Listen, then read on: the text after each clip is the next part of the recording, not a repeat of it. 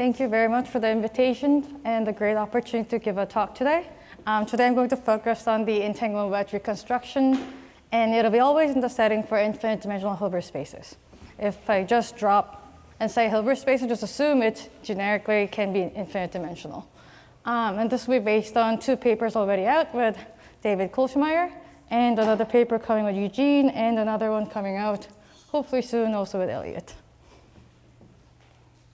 So in the talk, as it has been so far, there are three main ingredients of holography, and I'm going to use operator algebra to evolve Neumann algebra in the setting of quantum error correction. So from holography, we already know from the bulk and the boundary CFT are dual. And from here, I'm going to use the local bulk operators to be expressed as boundary operators that's smeared over the entire spatial slice or a compact spatial subregion. And using these operators to form an algebra as a local operator algebra, I'm going to use the toolkits of von Neumann algebra. So for all the finite dimensional cases, it's for type 1n. For n-dimensional but n finite cases. In infinite dimensional cases, there are more different von Neumann factors that are allowed. And type 2.1 here, type 2.1 here is the only one you can have a well-defined finite trace that we will focus on later. And the type 3.1 is the operator algebra for a more generic local quantum field theory. And these will be in the setting for this quantum field theories. And one important to note is that von Neumann algebra is based on the comprised out of bounded operators. And it can have a commutant that's commuting with all the operators in the von Neumann algebra. And the algebra is defined to contain the identity and close under Hermitian conjugation, and its double commutant will map back to itself. So another way to say that is this is identical to star algebra. It's a star algebra that has an identity that's closed under strong limits. And I'm going to use these bulk operators to be in the code subspace so that I can actually utilize these algebraic techniques to do so, which is of the physical Hilbert space of the CFT. And for the finite Hilbert spaces, that it's already known for the relation between the entanglement wedge reconstruction and the relative entropy equivalence between the bulk and the boundary by using a root and negative surface, just nicely shown in the diagram here. So when you put the von Neumann algebra, in the particular this under the minimal surface region, you can have a commutant to be on the other complement space. And by utilizing these minimal surfaces by many of these physicists, showed that these three things are absolutely equivalent for finite cases. But today, that won't be the focus of the talk, because I'll focus on the theories that will be compatible with the Ryu-Schlieder theorem, which is simply that for any region, by acting on, let's say we have a vacuum with some operators located in such region, then we can produce a set of the whole state, which is dense in the full Hilbert space of the QFT that we're considering for that region. So in order to do so, we actually need infinite dimensional Hilbert spaces. The easy way to think about it is that, let's say we have a finite dimensional Hilbert space, something like lattice field theory, then just acting on one site, you cannot recreate the whole full Hilbert space of the whole lattice different sites. So in order to actually, that's because we do not have enough entanglement. So in order to have large enough entanglement, we actually need to have an explicitly infinite dimensional Hilbert space. So we're going to start with a cyclic and separating state, which I'm going to define what that means. So let's say we have a map from a von Neumann algebra to the Hilbert space. By that I mean we have the operator that will be acting on the state. Then the state is called cyclic if this is a closure, the Hilbert space, the closure of the image of this map. And it's called separating if the kernel is empty. In other words, for this map, the operator is mapped into operator acting on the state. If it's injective, it's separating. If it's not quite surjective, then it's cyclic. So when we start with then this cyclic and separating state that I just told you about, then we can act with some sort of suitable local operator. Then we can create the dense subset of the Hilbert space, which is given by nice math literature from 70s that it will be always possible. So in other words, if we have the Ryu-Schlieder theorem to be describing the physical content relevant for the bulk, then bulk reconstruction needs a interpretation to be understood in the infinite dimensional Hilbert spaces. So what do we know about von Neumann algebras in QFT? So supposedly we have a unique ground state that I'm going to denote as omega in the Hilbert space that we're going to consider for the QFT. Then we can act on this state by having some sums or product of smeared operators onto it. And then we can get the closure of the states obtained by doing such operators acting onto this. By that, we are going to actually then get the vacuum superselection sector of the QFT. And each of the superselection sector of the theory is an invariant subspace of the local operator algebras of what we're considering, that's of the QFT.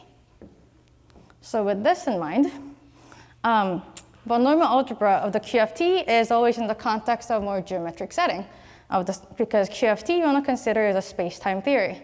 So let's say we have open region of the space-time that I'm going to tag as U, and we're going to tag an associated local operator algebra in this region, which is not always bounded, so it'll be generically unbounded.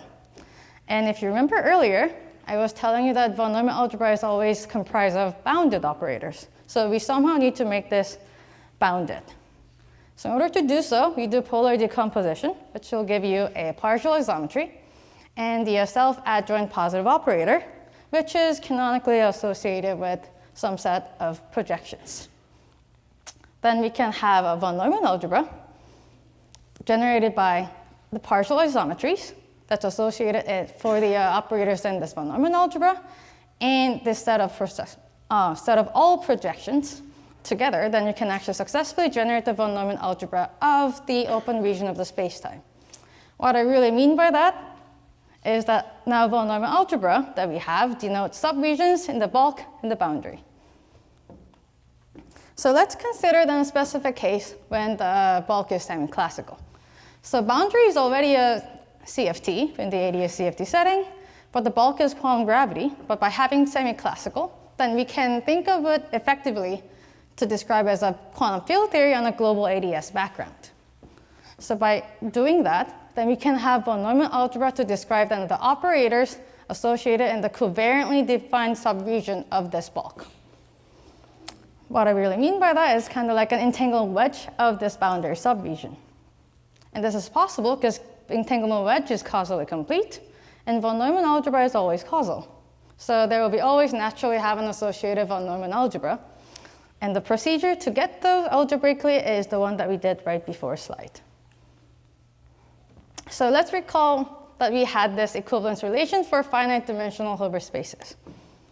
Moving on to infinite dimensional slices, Ryu-Takayanagi surface needs regulating. It's very hard to define. It's not defined generically. We cannot have a explicitly defined minimal area anymore.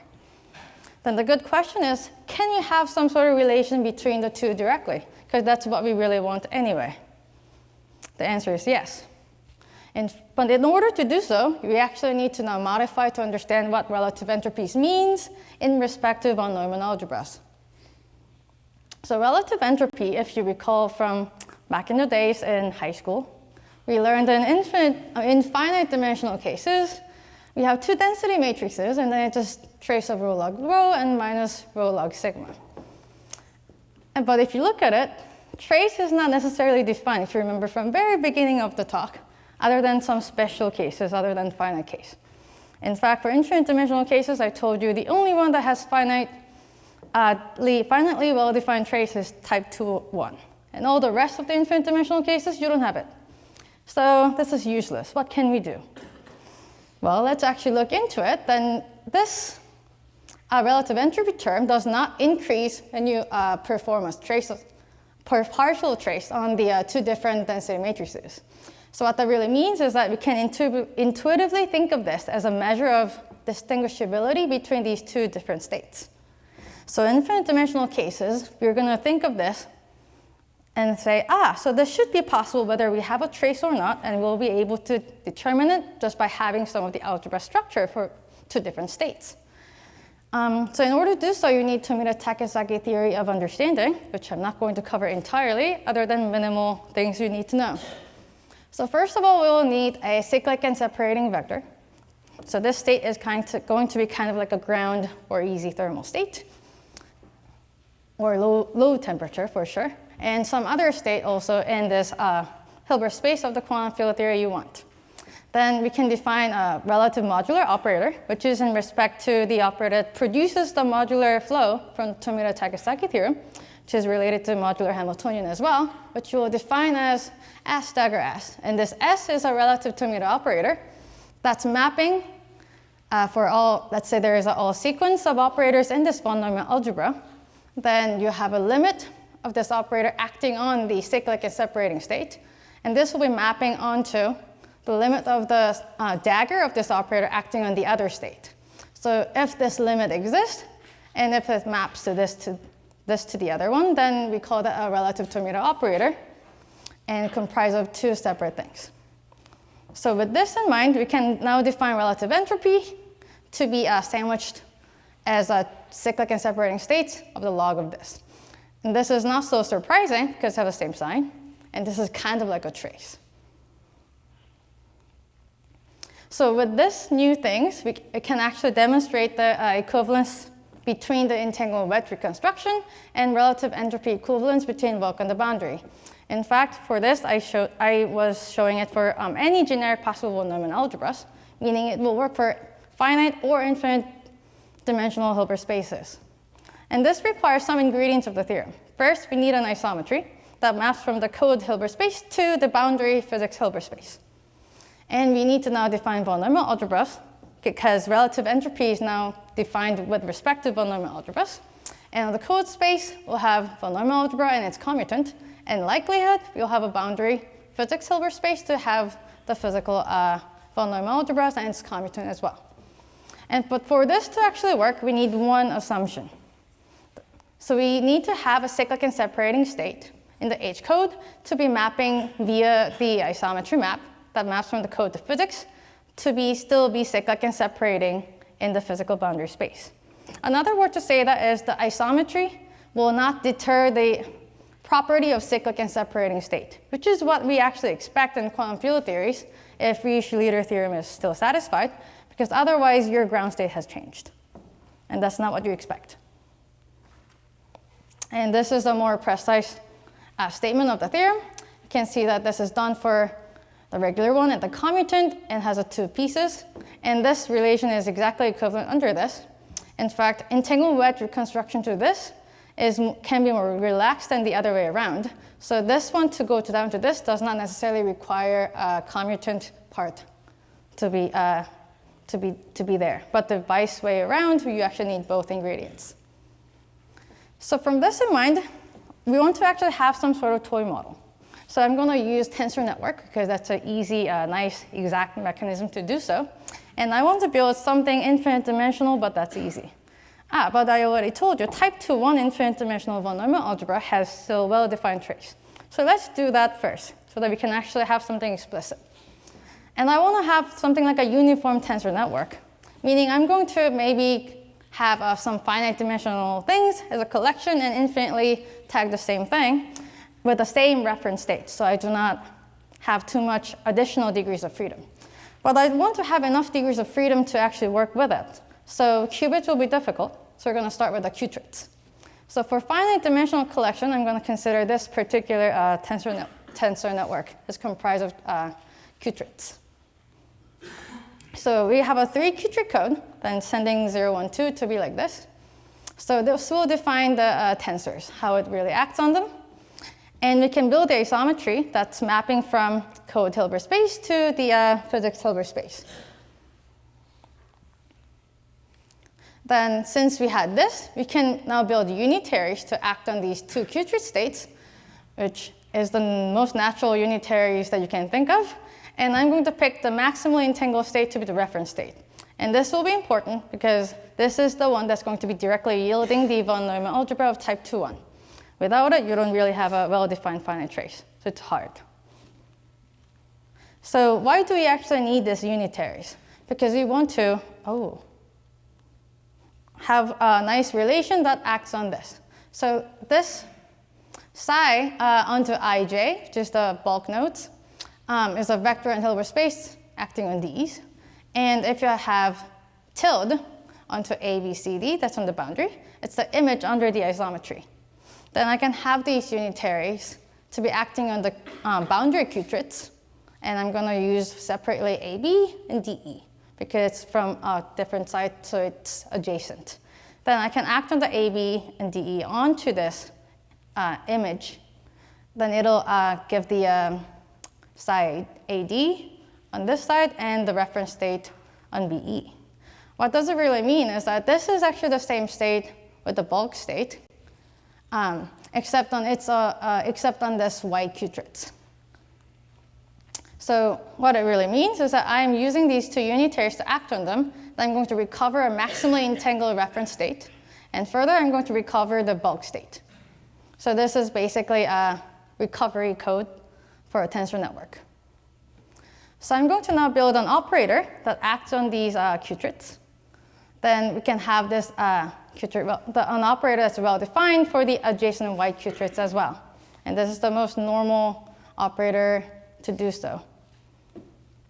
So now I'm going to juxtapose this infinitely, as I was telling you earlier. So this is a uniform way of doing tensor network. So this first line, you can think of it as a von Neumann algebra on the boundary and Phys, and this is bulk. And this is the commutant, and that's the commutant of the boundary. And I'm juxtaposing infinite number of the collections. So then pre-Hilbert space is defined as to include the states of all the bulk Qubits, but the all but finitely many pairs of black Qubits are in this state of the reference state.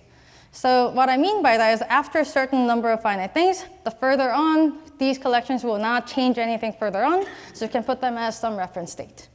Then any vector that's lying on this pre-Hilbert space is nothing more than a finite linear combination of vectors and an over-complete basis, whereas each basis is given by then just literally tensor producting all possible things.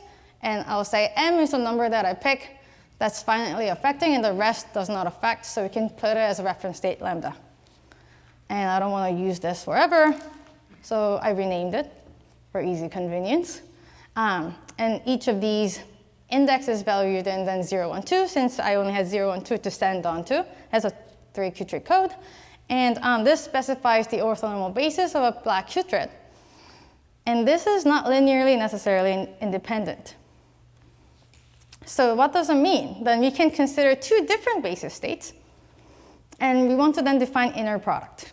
So ignore all the collections, then be on the maximal number of M1 and M2. Then I can take the usual inner product on the remaining 9 to the maximal number between the two-dimensional Hilbert space. And this is not mutually orthogonal, but at least it's normalized. So what do I really mean is that with inner product, we can define Cauchy sequences. So the H code, the code Hilbert space, can be now well defined as a closure of this pre-Hilbert space of the code, so that all Cauchy sequences in this Hilbert space converges. So now we finally constructed a Hilbert space that we can act on with this tensor network. But there's another thing. We need to also care about operator algebra.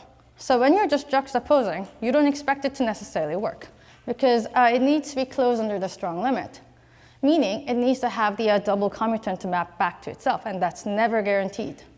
So we do the similar exercise for analogously for operators. So we define this star algebra of operators on the finite number of Qubits, because the rest of the same logic applies, so it doesn't really affect further.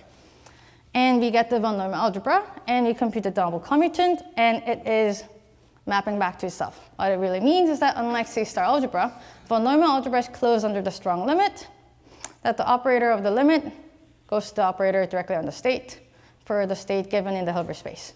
And we show that this is indeed the case. So now that we have the code Hilbert space algebra to be well-defined in the well-defined Hilbert space. So that's great. So we need to do the same thing for the physical pre-Hilbert space and the Hilbert spaces. And for this case, we have 4 white Qubits for each collection. So we can have a physical reference state to be using both lambdas, which is basically the image of the bulk reference from earlier that's mapped onto the isometry. And we can do the exactly similar thing and can construct the von Neumann algebras for the operator, for the boundary as well. So using in this manner, we get all the ingredients needed. So we get explicitly the formulation of the operators, von Neumann algebras, and unitaries, and the isometry map. And using all these, we can demonstrate that the entanglement wedge reconstruction is satisfied for this toy model as well. So now what we have is with the toy model of doing von Neumann algebra that gives type 2-1, just still giving you some trace, actually satisfy entanglement wedge reconstruction. And in return, relative entropy is guaranteed to be the same between the bulk and the boundary. Can you do better? We want to now generalize to include that's more than beyond type 2-1, because we want to actually understand for type 3-1, which will understand the local generic quantum field theory. And in order to do so, before we use the maximally entangled reference state, we're going to deter it by having this alpha and beta to be two different parameters to detect of different types. And we see that this can be done for various different types of von Neumann algebras. And you can construct explicitly as well. So for type 3-1 case in particular, we checked, and the logic still stands, minus a lot of painful computations. The entanglement wedge reconstruction is still holding, meaning relative entropies between the boundary and the bulk will be still true, even for the type 3-1 case if you're using this simple tensor network. And let's actually try to see better. We had infinite collections of these, and I was telling you can have the unitary mapping here and here, and then it gives a different type of von Neumann algebras. So what we really see is that when you put a type T of some generic T of the von Neumann algebra, then your resulting von Neumann algebra is T cross the factor of type 2-1, because this part was giving type 2-1, and this part was preserving the same von Neumann algebra. So the good question is then, what type of things we get when you're having a tensor product of two different von Neumann algebras.